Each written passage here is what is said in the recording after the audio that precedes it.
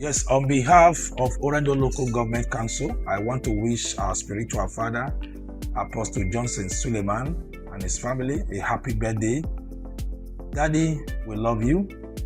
We have come to know you for such a long time. I've known you for more than 10 years, for more than 15 years now. And I remember how we encounter your grace. And since then, this grace has been speaking for us. This grace has worked for us. Daddy, we have come to know some things that attracted us to you. Number one is that you are very consistent.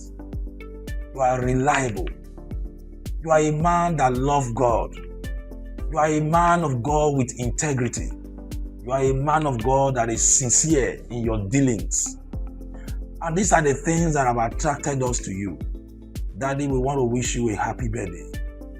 We want to wish that God Almighty will continue to preserve you, protect you, and give you all your heart desire.